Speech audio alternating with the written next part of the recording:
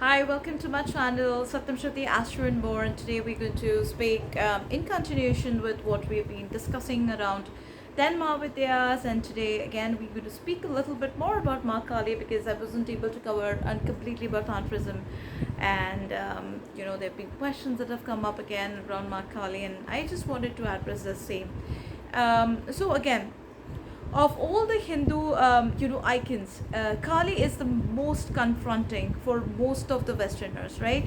And it must also be mentioned that, in all fairness, that even many Indians are very scared of Maa Kali. They find her iconology pretty intriguing, right?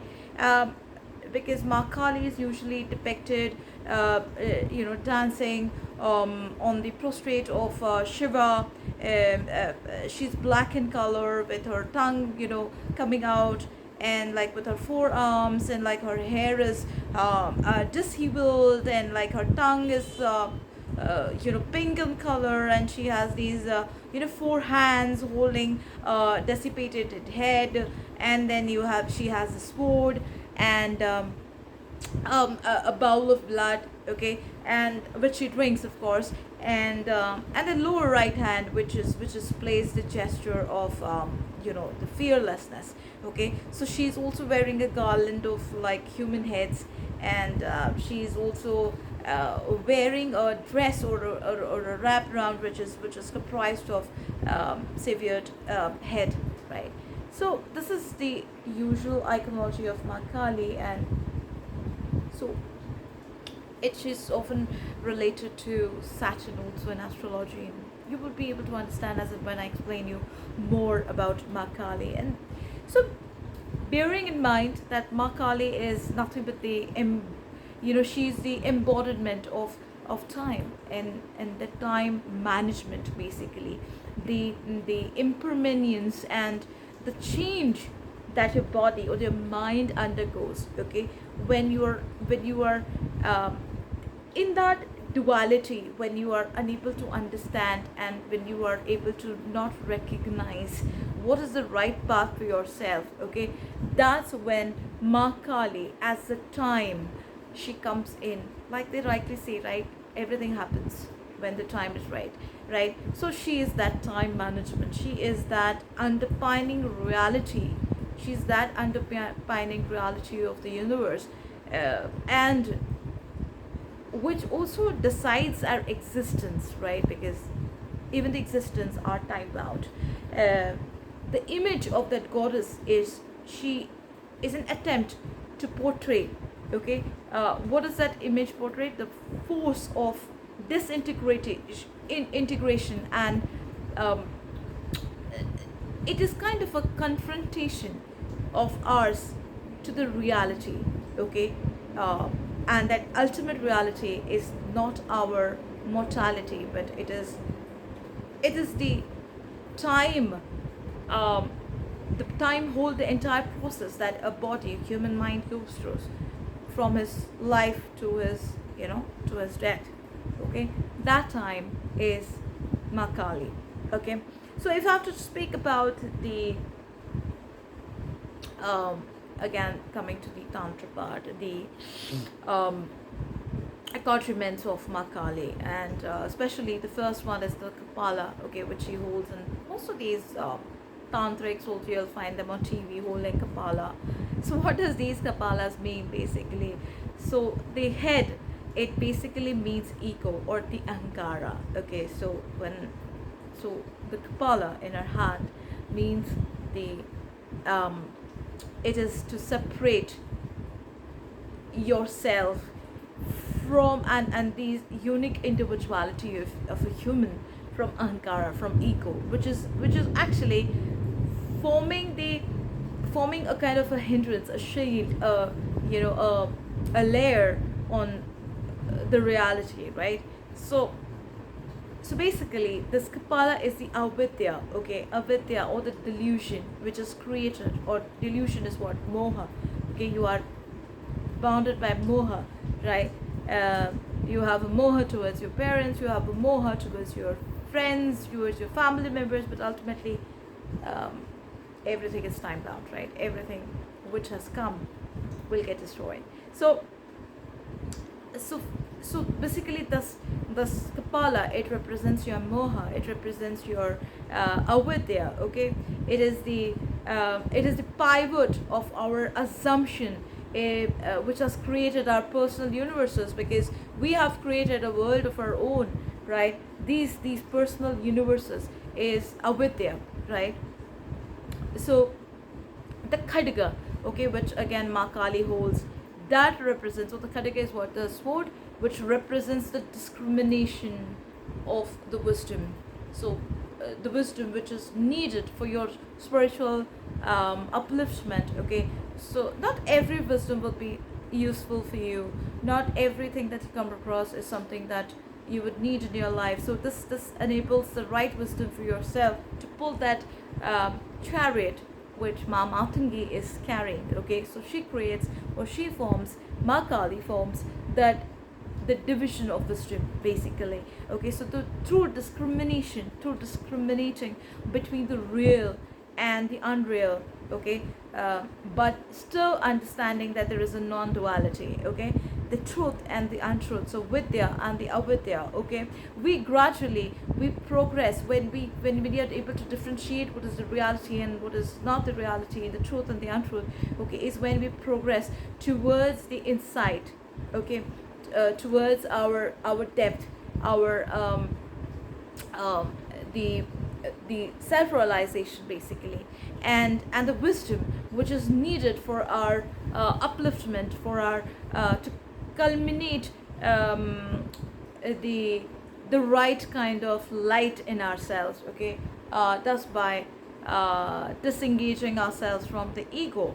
Okay, and our spiritual practice, which comprises of achieving you know, that particular area which does not have any condition left. Okay, it is like removing of all the conditions and which we put in our lives, right? It is basically the conditions and the control that we try to implement in our life. They are like hindrances, they are like, you know, they are like obscures, okay, for our journey. Okay, they kind of create a lot of sufferings also in the meanwhile, right? So basically, the discrimination, or the you know, the differentiation between the different wisdoms that is required for your spiritual upliftment, it helps you bring to a neutral state. Okay, it brings you to a state wherein you are able to directly connect with the divine, right? Coming to the next icon that she carries is the Munda. Okay, the Munda Mala, basically, that she wears around her neck. Okay, this is a garland of the human head, and this represents the false persona that we carry in our lives, you know, because we play multiple roles in our lives. We are engaging with multiple people in our lives, so we act as per other people, right? So these are some of the personas that we carry in our lives.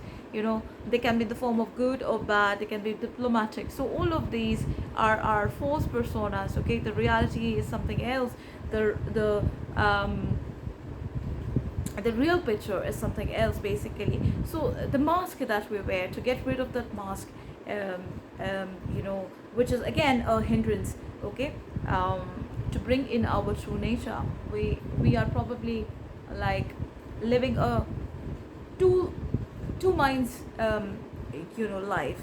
So one is the real us, and the one which is in front of other people. So she brings in the real nature out, right? Whatever you are as a person, that is brought out by removing these hindrances or illusion. Okay, so the severed head, the severed hands, okay, which she is wearing around herself, they represents our countless action, the karmas that are being created on a day-to-day basis. Okay, that we engage in to support our desire, our assumed identities, okay, which we're doing on a regular basis, on a day-to-day basis, and these bondages that we're creating as a result of these karmas. Okay, so why are these karmic cycles forming? These karmic cycles are forming because of our endless desires, because of our endless, you know, craving, our endless cravings and needs in life, you know.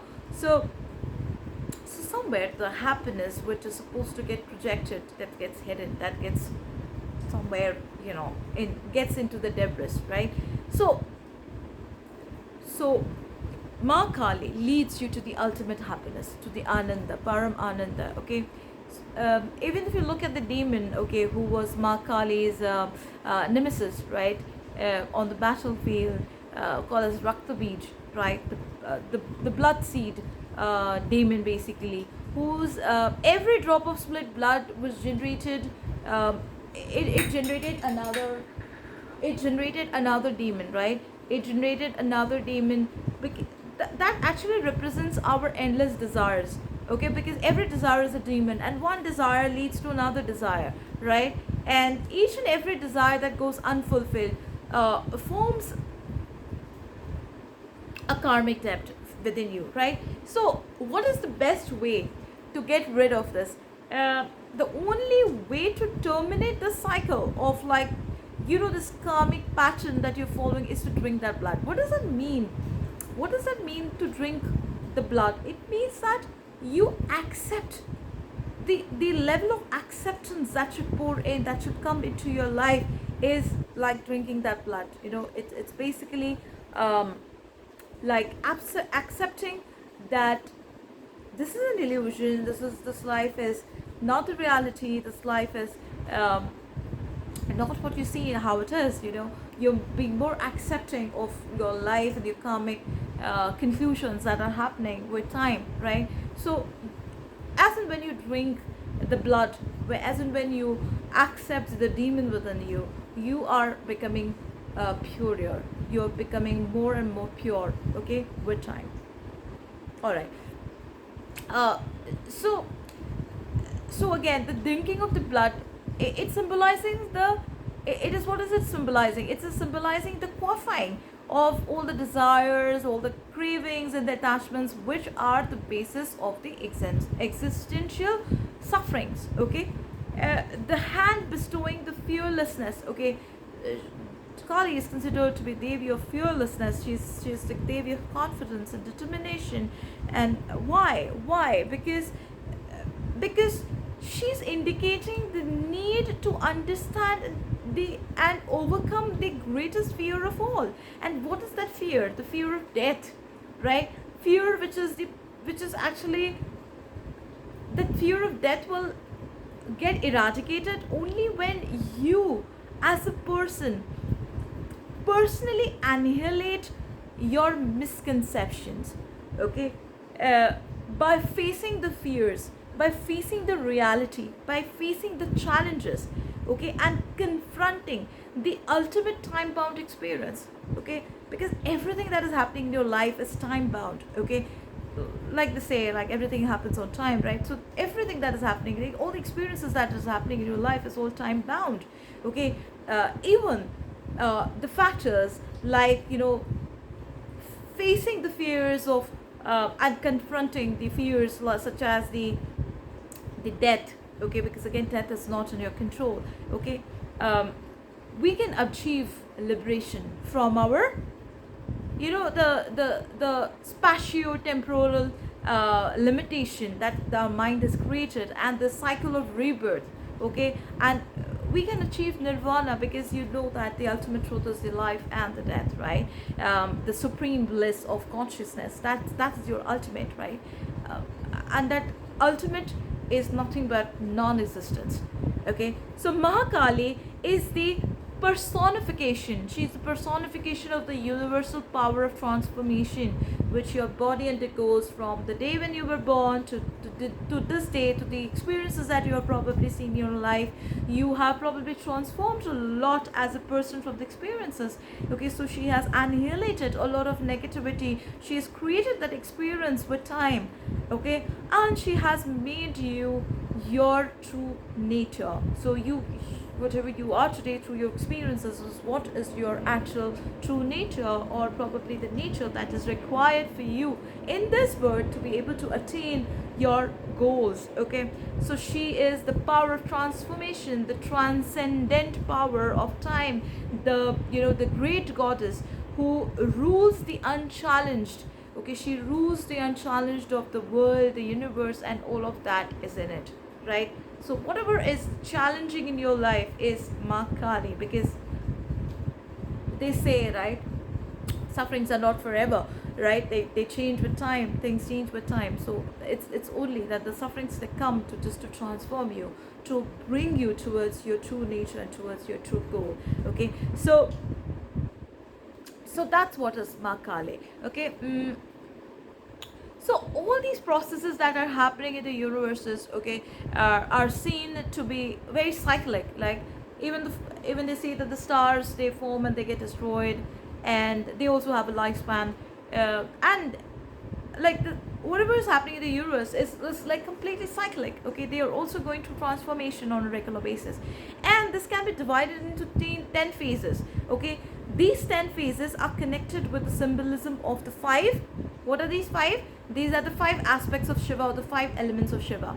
Okay, and the 5 aspects of Shakti, which operates as day and night, are the marketeers of time. Again, time, like we are living in a time bound world, right? The day and the night is again decided by Mahakali.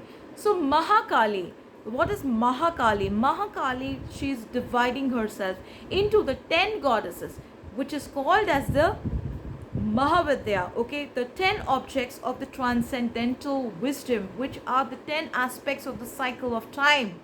Okay, they are the representative of the entire process of projection and withdrawal of the universe. So like Mahakali is decider of the time, like this is the time when your spiritual transformation will begin. Ma Tara is when she starts giving you the knowledge, when your knowledge gets activated. Chandamastika is again the wisdom which divides into the 3 forms. I have created another video on Chandamastika, which you will be able to see on my YouTube channel. So every Mahavidya is showing the different processes a body goes through to be able to attain the ultimate nirvana, right? And they're all time bound. Everything happens in its set time. Okay, so they are the underlying, this Mahavidya, they are these subtle underlying energies in which this whole entire gross universe is the outer expression. Okay, we have these 10 Mahavidya, we go through these 10 Mahavidyas in our system. Okay, and is when we attain the ultimate goal, right? So the impermanence and the change that they, the underpinning the realities of the universe and existence in it is all because of the goddess of the transcendental wisdom. Okay, and they ultimately give you the power of disintegration. Okay, but it is through this disintegration which we are very fearful of, which we are very scared of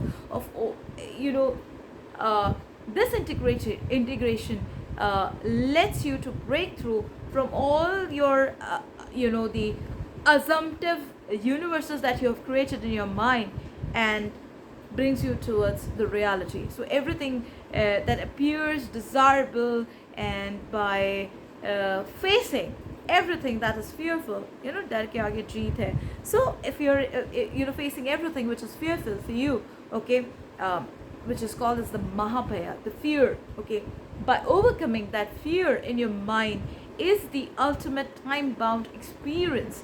Okay, is probably the death, right? It's probably the death. It's just the death, the time when you are desireless, you are not time-bounded anymore, and like your all your fears are lost because you're just not there anymore. So the death is the ultimate, right? And from that death the liberation happens, right? From there the liberation is starting. So that's the ultimate reality, and that's the ultimate goal, right? Death here does not mean that your body or your system is dying. Here the death can be the form of death of your ego. It can be in the form of the death of your the mind chattering too much. Okay, so all this is associated with death, right? And then transformation happening. So so death ultimately, it liberates you from bondages, it liberates you from the cycle of becoming, limited. Okay, it releases you from the cycle of becoming and attaining, stopping you from attaining the goal of your life, which is nirvana, the limitless supreme bliss, which is again nirvana, the paramananda, okay, which is again nirvana of the non-existence, which is again Mahakali existence, which is being conditioned by time and space. So we are all bounded with time and space. So I hope you like this video, you enjoyed this video. If you did like it, do comment over here, like and share it with your friends and with your family members. I need your support on this. Do follow me on Twitter, on Instagram, and if you have any questions, you can send me a message on Twitter, you can DM me, or you can also write it over here, and I would be more than happy to address them for you. Okay, that's very much about it, and I'll get back to you with more videos.